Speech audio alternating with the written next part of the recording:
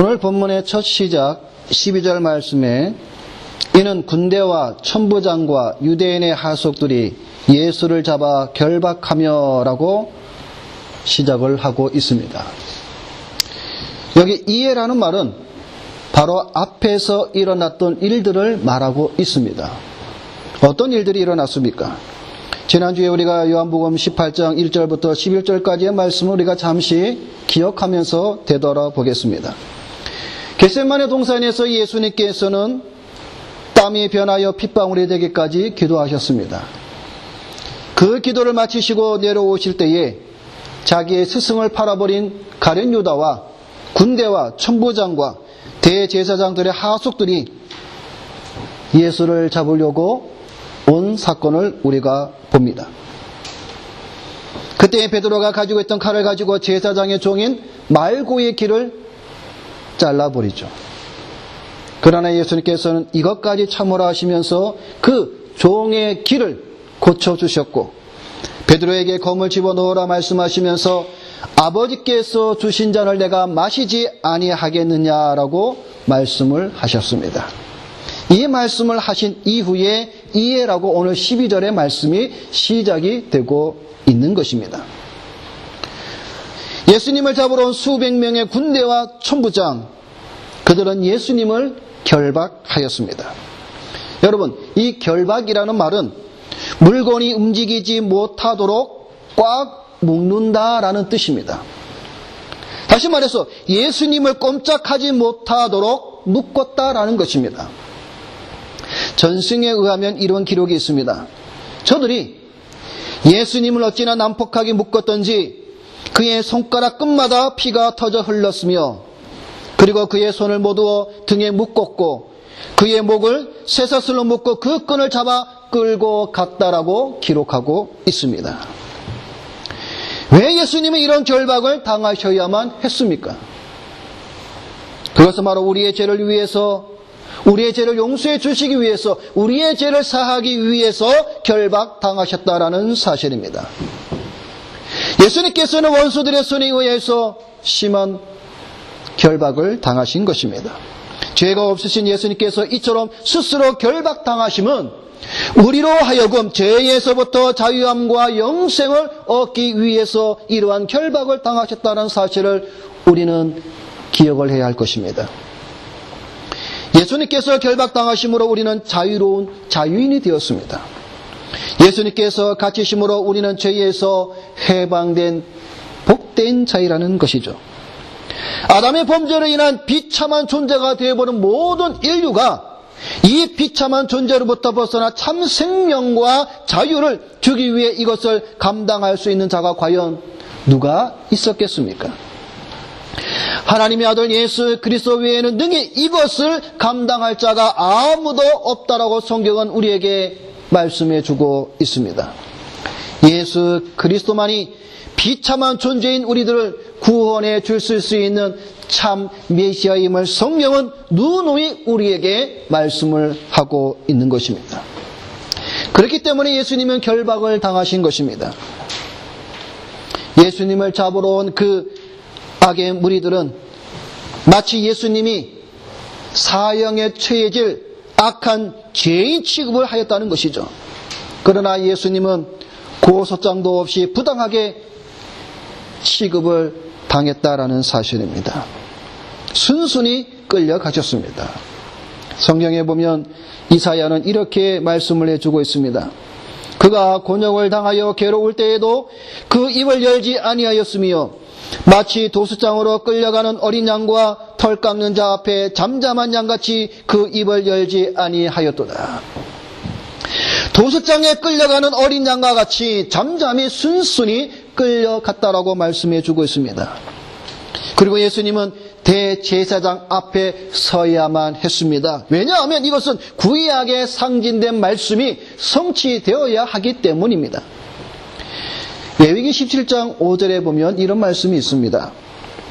그런즉 이스라엘 자손이 들에서 잡던 희생을 회막문 여호와께로 끌어다가 제사장에게 주어 화목제로 여호와께 드려야 할 것이요. 이 말씀은 무슨 말씀인가 하면 이런 말씀입니다. 희생 제물로 드릴 그 짐승은 먼저 제사장에게로 끌려가야만 한다라는 것입니다. 마찬가지로 희생 제물이신 어린 양 되신 예수님은 제사장인 안나스 그리고 가야바 앞으로 끌려가셔야만 했던 것입니다. 다시 한번 말씀을 드립니다. 예수님의 모든 구속의 사역은 그 발자취는 구약에 예언된 말씀이 응해지는 성취되는 말씀인 것을 우리는 잊지 말아야 합니다. 어느 것 한 가지라도 구약에 예언된 말씀에서 벗어난 일이 하나도 없다라는 것입니다. 어느 날 갑자기 이렇게 해야 되겠다. 조금 더 생각해 보니까 이것보다는 저것이 더 낫겠다. 이렇게 하신 것이 결코 아니라는 것이죠. 그래서 성경은 우리에게 종종 이렇게 말씀을 하시는 겁니다. 말씀을 응하게 하려 함이로라. 여러분, 이 말씀이 우리에게 구약에 계시된 말씀대로 신약의 예수님께서 성취하셨다라는 사실입니다. 악한 무리들이 예수님을 결박하여 안나스에게로 먼저 끌고 갔다. 오늘 성경은 말씀해 주고 있습니다.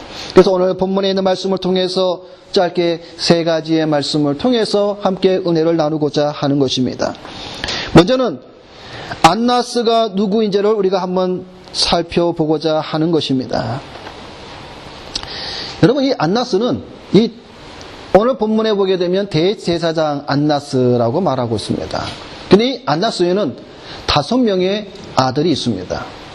그리고 이 안나스는 총독 퀴리니우스에 의해서 AD 6년부터 15년까지 대제사장직을 이행했던 사람입니다.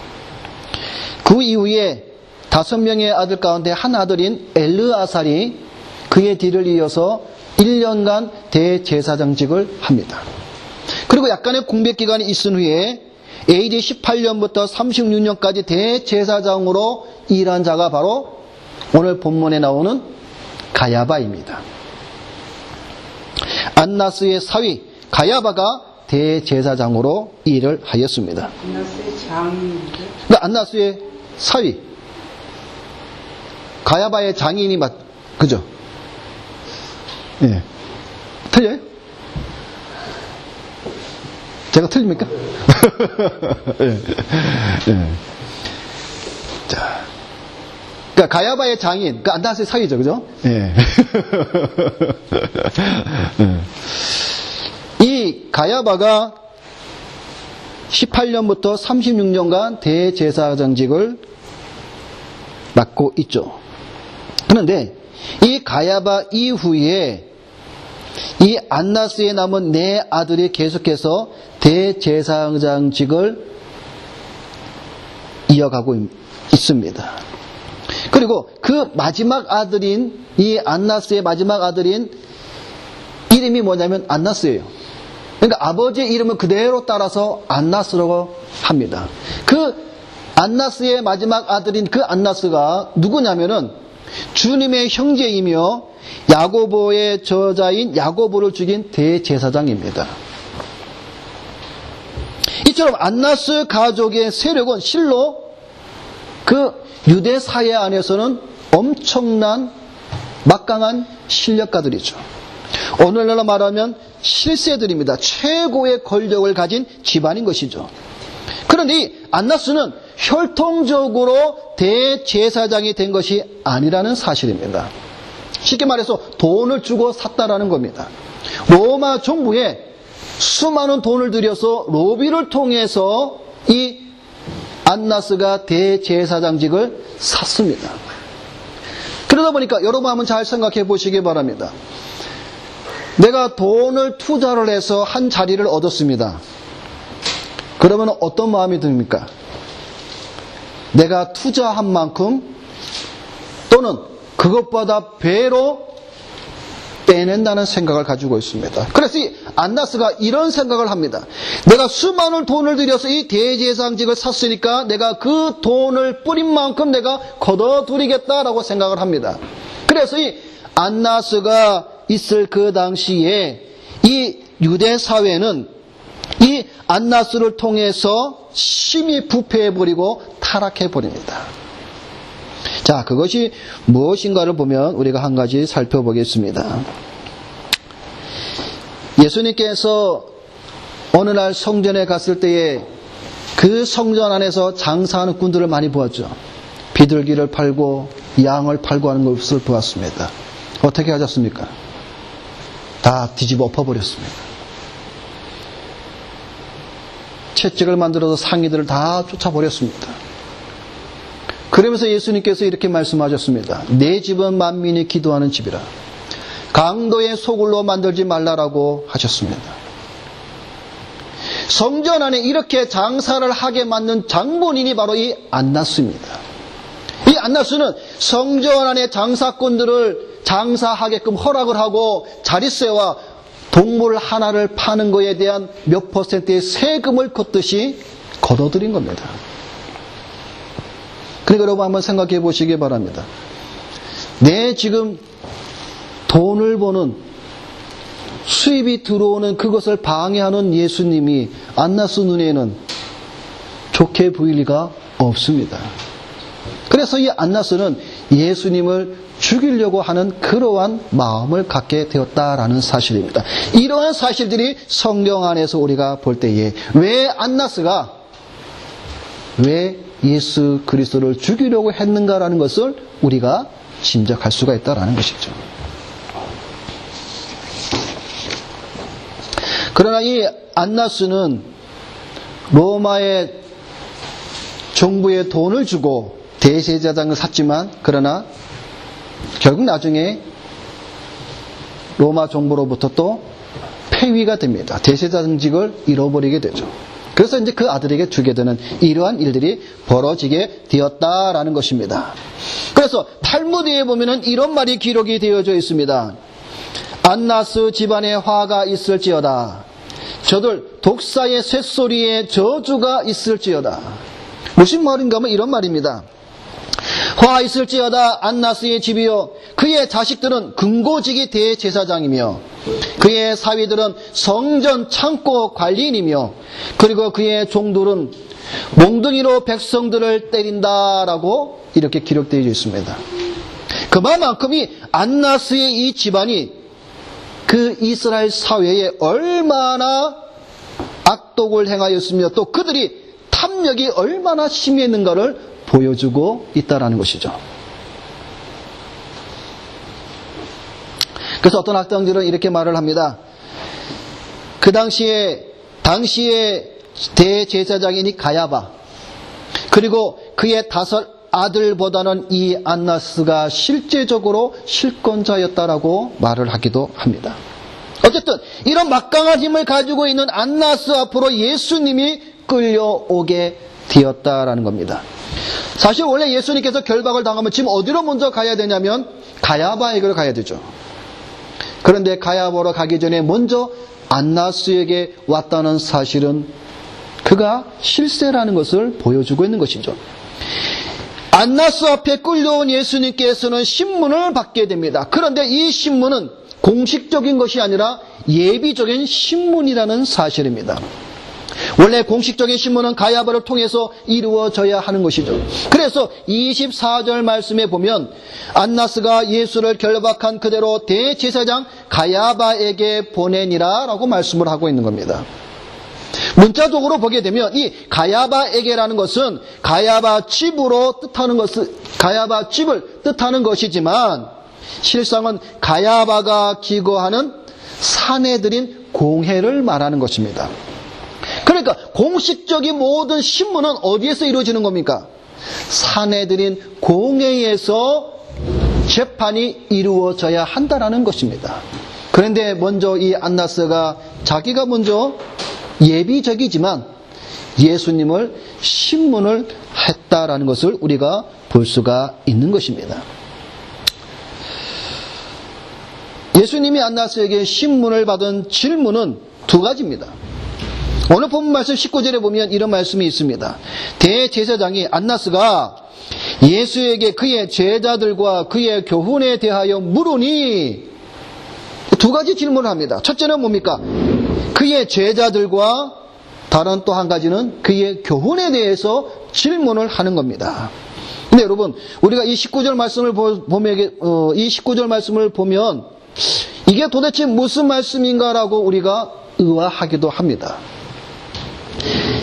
안나스가 예수님에게 이 질문을 하신 의도는 이런 의도가 있는 것입니다.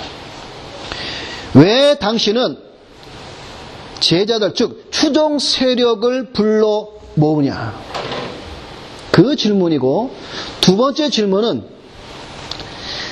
당신을 따르는 그 추적 세력들에게 당신은 무엇을 가르치느냐? 이 두 가지 질문인 것이죠. 그런데 이 두 가지 질문에 대해서 예수님은 20절, 21절을 보게 되면 두 번째 질문에 대해서만 답변을 하십니다. 20절 말씀에 예수께서 대답하시되 내가 드러내어 놓고 세상에 말하였노라. 모든 유대인들의 모이는 회당과 성전에서 항상 가르쳤고 은밀히는 아무것도 말하지 아니하였거늘 어찌하여 내게 묻느냐? 내가 무슨 말을 하였는지 들은 자들에게 물어보라. 저희가 나의 하던 말을 아느니라. 이 대답은 예수님께서 지금 안나스가 질문하고 있는 그 의도가 무엇인지를 간파했다라는 것입니다. 다시 말해서 안나스의 질문은 예수님의 가르침이 이교적이고 폭력적이라고 인정할 만한 어떤 거짓된 내용이나 혐의가 있으면 그것을 꼬투리 잡아 신문하려고 하는 그런 의도가 깔려있다는 것이죠. 그러니까 네가 지금 추종 세력도 너의 제자들을 불러 모으고 세력을 확장시키고 그들에게 무엇을 가르치느냐? 이러한 악한 의도가 있기에 예수님께서는 이렇게 대답하셨다라는 것입니다. 그래서 어찌하여 내게 묻느냐라고 대질문을 하시는 것이죠. 예수님은 너의 속이 뻔히 보인다라는 것이죠. 그리고 사실 이 안나스가 예수님을 이렇게 신문하는 것은 위법입니다. 랍비의 전통에 따르면 고소당한 사람에게 스스로 죄와 자백을 요구하는 것은 불법이라고 합니다. 즉 재판은 증인들에 의하여 확정되어야 하며 피고인 자신이 자신의 무죄를 증명하거나 반대로 자신의 죄를 시인할 의무는 전혀 없다라는 것입니다. 예수님께서는 자신이 비밀리에 가르친 적은 없으므로 자신의 가르침과 행동을 알아보려거든 증인을 출석시켜 물어보라고 정당하게 발언하고 있다라는 사실입니다. 자, 그런데 갑자기 한 일이 터졌죠. 이 이야기를 들은 그 옆에 있던 한 하속이 예수님의 얼굴에 뺨을 때립니다. 22절에 이 말씀을 하시며 곁에 섰던 하속 하나가 손으로 예수를 쳐 가로되 내가 대제사장에게 이같이 대답하느냐? 한마디로 말해 이 하속은 지금 너는 죄인인데 감히 대제사장에게 어떻게 이렇게 답변하느냐라고 뺨을 쳤습니다. 근데 그 당시 사람들의 이 이스라엘의 유대인들의 사람들에게는 어떤 사고방식이 있었냐면 역사가인 요세푸스는 이렇게 기록하고 있습니다. 유대 사회에서 대제사장에게 대드는 것은 정의를 등지는 자이며 하나님 앞에 불경건한 자라 이렇게 생각하고 있었다라는 겁니다. 그러니까 지금 예수님께서 대제사장에게 답변하는 모습이 불경건하다는 것이죠. 그래서 이 하속 하나가 예수님의 얼굴을 쳤다라는 것이죠. 여러분 이 장면들이 여러분 지금 계속 이해가 되십니까? 예수님은 모욕과 수치를 당하셨습니다. 손으로 얼굴에 맞으셨다라는 것이죠. 그런데 여러분 이 말씀은 마태, 마가, 누가, 요한 모두의 말씀을 우리가 함께 보게 되면 예수님은 손으로만 맞으신 것이 아닙니다. 마태복음을 보게 되면 주먹으로도 맞으셨습니다. 마태복음 26장에 보면 이렇게 기록이 되어져 있습니다. 이에 예수의 얼굴에 침 뱉으며 주먹으로 치고 혹은 손바닥으로 때리며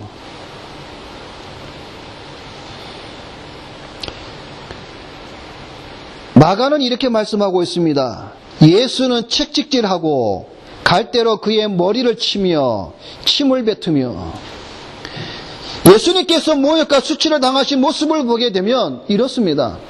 얼굴에 침을 뱉으심을 당하셨고, 뺨을 맞으셨고, 주먹으로 맞으셨고, 채찍으로 맞으셨고, 갈대로 머리를 맞으셨고, 이런 모욕과 수치는 그런데 구약에 예언된 말씀입니다. 이사야 50장 6절에 이렇게 말씀합니다. 나를 때리는 자들에게 내 등을 맡기며 나의 수염을 뽑는 자들에게 나의 뺨을 맡기며 수욕과 침 뱉음을 피하려고 내 얼굴을 가리우지 아니하였느니라.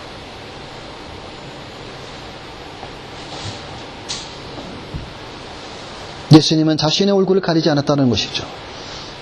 이런 수치와 모욕을 당하심에 예수님은 잠잠히 도수장으로 끌려가는 어린 양처럼 순순히 끌려가셨다라는 것입니다.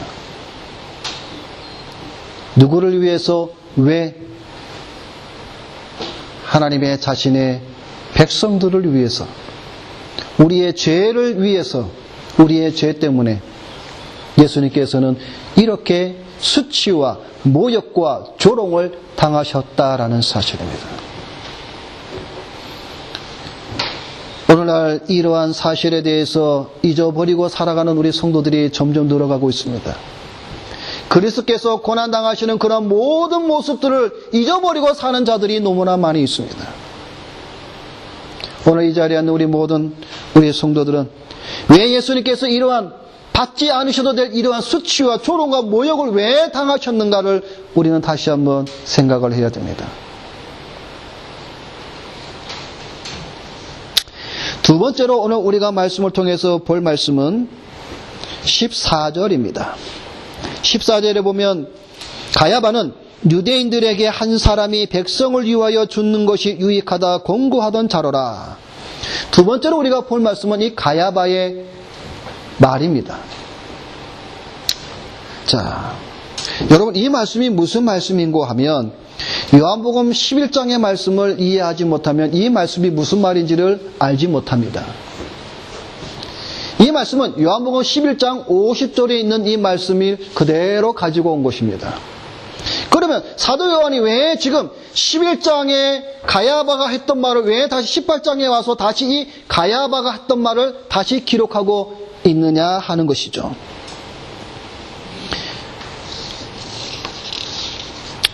요한복음 11장을 보게 되면 이런 말씀이 있습니다. 여러분 요한복음 11장 우리가 이 말씀을 본 지 오래됐지만 한번 다시 또 기억을 되살려 봅시다. 요한복음 11장은 부활에 관한 말씀이 기록이 되어져 있습니다. 병들어 죽은 나사로를 예수님께서 살리신 사건이 요한복음 11장에 나옵니다. 자, 그런데 이 11장의 이 말씀이 이 가야바하고 어떤 관계가 있는가? 잠깐 다시 말씀을 드리면 이렇습니다. 죽었던 나사로가 살아납니다. 이 보고가 사내들인 공회의 보고가 됩니다. 그래서 사내들인 공회가 열립니다. 사내들인 공회란 그 당시 이스라엘을 통치하는 최고의 통치 기관입니다. 이 회의가 열린 이유는 단 한 가지입니다. 죽었던 나사로가 살아나니까 이 부활의 사건을 통해서 많은 유대인들이 누구를 믿기 시작하였냐면은 예수님을 믿기 시작하였다라는 것이죠. 그러니까 문제가 발생을 했죠. 그래서 어떤 자들이 바리새인들에게 가서 예수님이 하신 일을 고하게 됩니다. 그래서 회의가 열렸죠. 그래서 이 회의의 내용은 이런 회의의 내용입니다. 요한복음 11장에 보면 이런 말씀을 하고 있습니다. 이 사람이 많은 표적을 행하니, 즉 예수님께서 많은 표적을 행하니 우리가 어떻게 하겠느냐? 만일 저를 이대로 두면 모든 사람이 저를 믿을 것이요, 그리고 로마인들이 와서 우리 땅과 민족을 빼앗아 가리라. 지금 사내들인 공회에 앉은 이 대제사장들, 이 바리새인과 서기관들은 지금 발등에 불이 떨어졌습니다. 예수의 표적을 통해서 특히 죽었던 나사로가 살아난 것을 많은 유대인을 보고 예수님을 믿기 시작을 합니다.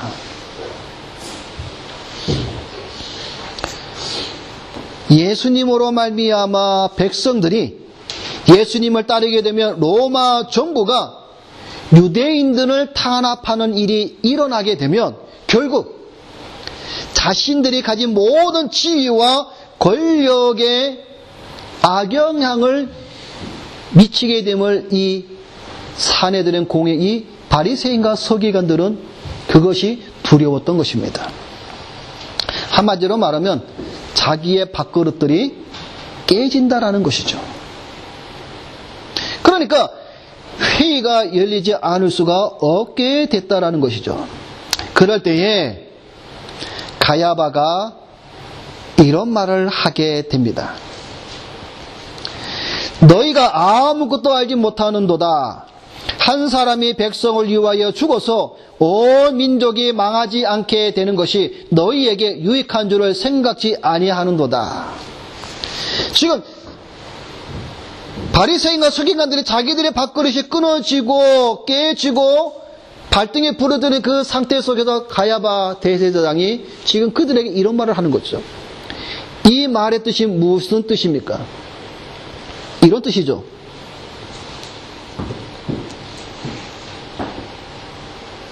예수만 죽이면, 그러니까 한 사람이 죽으면, 예수만 죽이면 모든 사람이 다 안전하다. 너희들의 밥그릇이 깨지지 않는다. 그런 뜻입니다. 그런데 이 가야바가 이렇게 한 말, 한 사람이 백성을 위하여 죽어서 온 민족이 망하지 않게 되는 것. 비록 가야바가 이렇게 한 말은 악한 뜻으로 행한 말입니다. 하지만 성령으로 말미암아 예수님의 속죄의 죽음을 예언한 말씀이 되어 버렸다라는 사실입니다. 그래서 사도 요한은 이 상황을 이렇게 말씀하고 있습니다. 이 말은 스스로 함이 아니요 그 해의 대제사장이므로 예수께서 그 민족을 위하시고 또 그 민족만 위할 뿐 아니라 흩어진 하나님의 자녀를 모아 하나가 되게 하기 위하여 죽으실 것을 미리 말함이러라.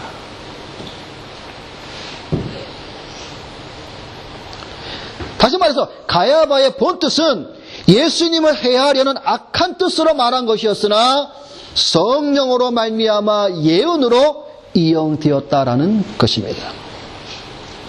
어떻게 예언이 악한 자의 입을 통해서 나오게 되는 것일까라고 했을 때에 제임스 목사님은 이렇게 소개하고 있습니다. 사람이 무의식적으로 예언의 말을 한다고 해서 못 믿을 것이 무엇인가? 빌라도가 십자가 위에 팻말을 붙여 이는 유대인의 왕이라고 썼을 때도 그렇게 하지 않았는가? 그는 히브리어와 헬라어와 라틴어로 그 패를 써서 붙여 놓았는데 그때 자신은 거만한 농담을 하면서 재미를 드리고 있다고 생각했었습니다. 그러나 사실은 영원한 진리를 선포하고 있었던 것입니다 라고 말하기도 했습니다.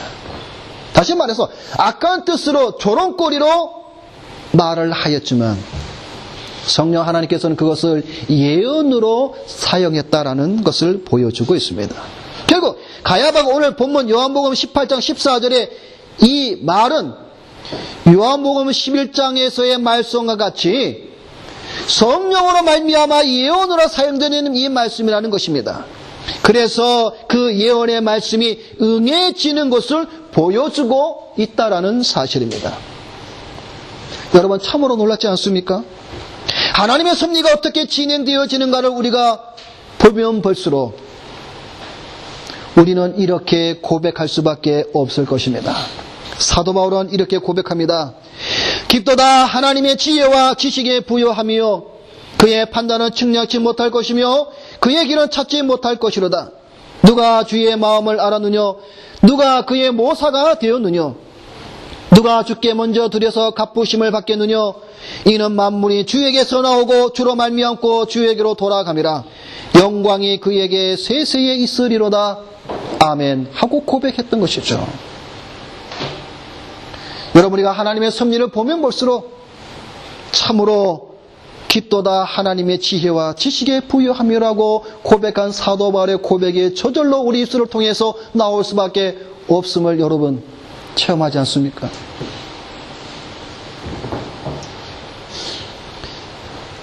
다시 말씀드립니다. 예수님의 이 구속에 행하시는 모든 모습들은 바로 하나님의 섭리 가운데, 하나님의 계획 가운데, 구약에 계시된 가운데 말씀을 응하게 하려 하심이라는 사실을 우리는 다시 믿음으로 고백할 수밖에 없다는 사실을 여러분이 분명히 아시기를 바랍니다. 마지막으로 세 번째로 오늘 본문에 있는 말씀을 통해서 볼 것은 베드로의 부인입니다. 오늘 본문은 베드로가 예수님을 3번 부인하는 말씀이 나옵니다. 이 사건은 마태, 마가, 누가, 요한 모두가 다 기록하고 있는 사건입니다. 첫 번째로 예수님을 부인하는 베드로의 모습 17절에 보면은 이렇게 기록되어 있습니다. 나는 아니라. 나는 아니라.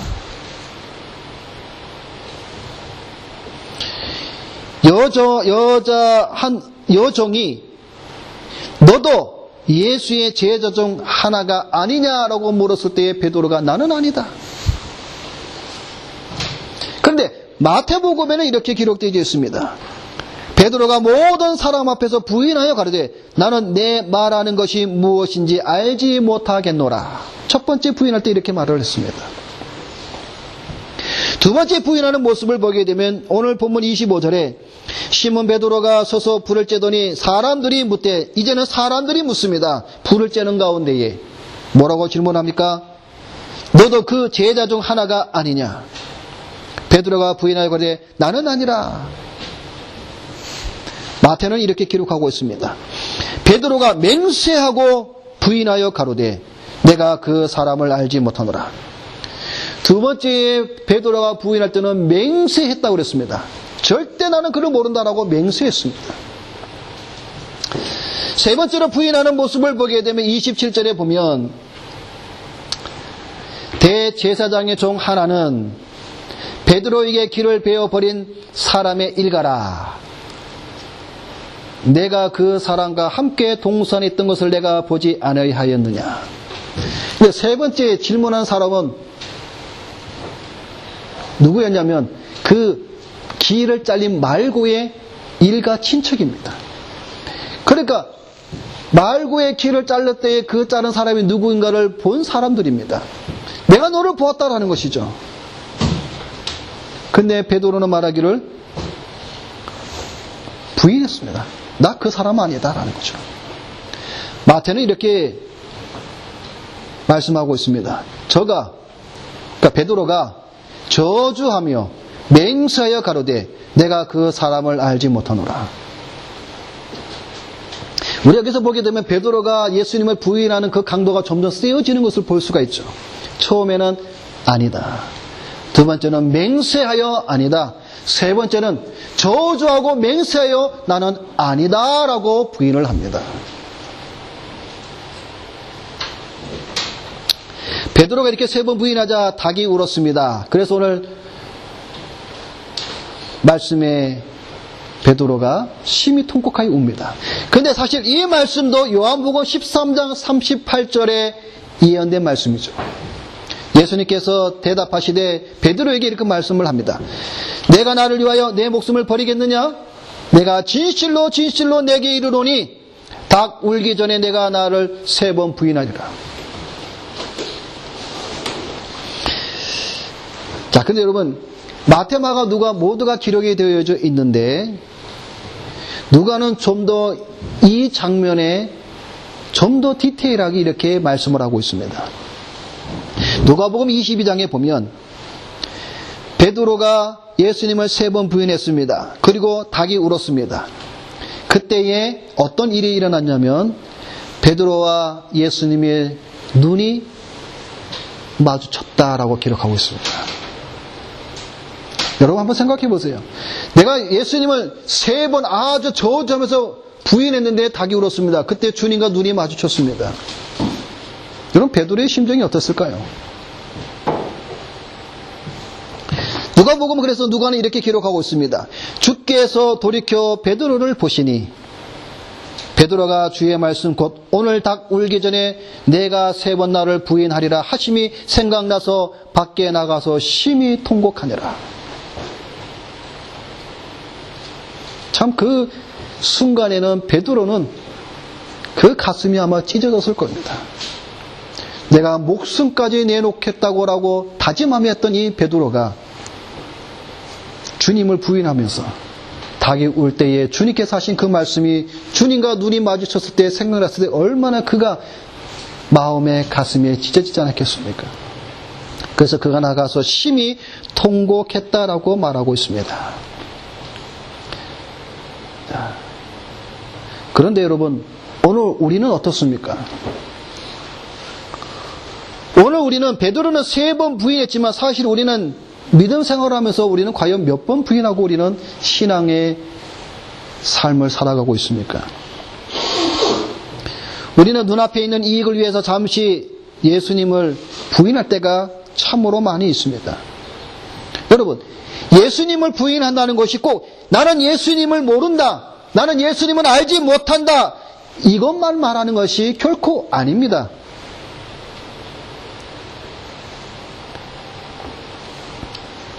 여러분, 한국교회 요즘에 참 많이 시끄럽죠. 지금 어느 기업의 회장이 자살해서 온 나라가 시끄럽죠. 그런데 이 자살한 이 기업의 회장 때문에 총리가 해임되고 그죠? 나라가 시끄럽습니다. 그런데 문제는요, 이 총리가 이 자살한 이 기업 회장이 장로입니다. 지금 사람들의 입방아에 오르는 주제가 뭔지 아십니까? 교회의 장로가 어떻게 스님과 함께 더불어 자신들의 멘토가 점쟁이라고 말을 하고 있습니까? 장로하고 스님, 이 두 사람이 점쟁이에게 찾아가서 멘토를 구했다라는 것이죠. 이것 때문에 지금 사람들이 입에서 지금 입방아 찍고 있습니다. 어떻게 교회의 장로가 점쟁이를 찾아가서 멘토라고. 여러분, 지금 한국교회에 가나안 성도라고 여러분 별칭을 많이 들어보셨죠? 가나안 성도. 가나안 성도가 뭔지 아세요? 가나안, 거꾸로 읽어보세요. 안 나갑니다. 교회를 안 나가는 성도. 그것을 좀 좋게 말해서 가나안 성도라고 말합니다. 그런데 지금 한국교회에 이 가나안 성도들이 많이 있는데 그 중에서 특히 교회에 나가지 않는 부류가 있습니다. 누군지 아세요? 어느 부류인지 아세요? 중3, 고3들입니다. 중3, 고3들이 왜 교회를 안 나가는지 아세요? 부모들이 안 내보내요. 물론 당사자도 안 나가겠지만 제일 첫 번째 원인은 뭐냐면요, 부모들이 교회를 안 보냅니다. 중3, 고3들은. 왜요? 시험 공부하라고. 왜? 좋은 고등학교 가야 되고 좋은 대학교 가야 되니까. 1년 동안 교회를 안 내보냅니다.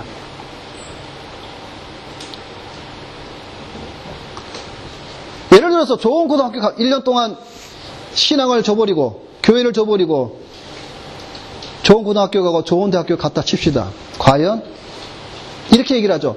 아이고 목사님, 좋은 고등학교 가고 좋은 대학교 가서 교회 주일 봉사 열심히 하면 됩니다. 하나님께 영광 돌리면 됩니다. 과연 그것이 그럴까요? 우리가 베드로처럼 입으로 나는 예수님을 모른다, 알지 못한다, 이것만이 부인이 아니라는 것이죠. 우리의 믿음과 신앙에서 벗어나는 모든 일들. 그래서 소요르문다 제1번에 우리 인생의 목적이 무엇인가? 하나님의 영광을 위해서 살아가는 것. 다른 말로 말하면 하나님의 영광을 위해서 살아가지 않는 그 모든 것들이 우리는 신앙의 부인을 하며 살아간다라는 것이죠.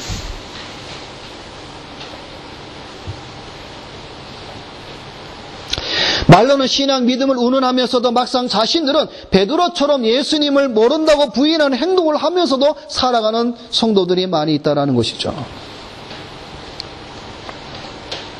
늘 믿음과 신앙이 우리에게는 첫 번째요 중요하다고 말하지만 실상 우리의 모습은 현실의 이익을 따라갑니다. 현실의 이익이 없다면 신앙과 믿음을 우리는 버릴 때가 많이 있죠. 베드로가 주님을 부인하는 이 모습은 다른 사람의 이야기가 아니라 바로 우리 여러분 우리 자신들의 모습이기도 합니다. 과연 무엇을 위해서 살아가는가? 말씀을 맺겠습니다. 말씀이 응하게 되는 것을 보면서 하나님의 섭리는 오늘날에도 역사하고 있습니다. 베드로가 예수님을 3번 모른다고 저주까지 하는 이 모습은 오늘 여러분에게 무엇을 보여주고 있습니까? 예수 그리스도께서 왜 결박을 받아야 하며 수치와 모욕을 당하셨는가?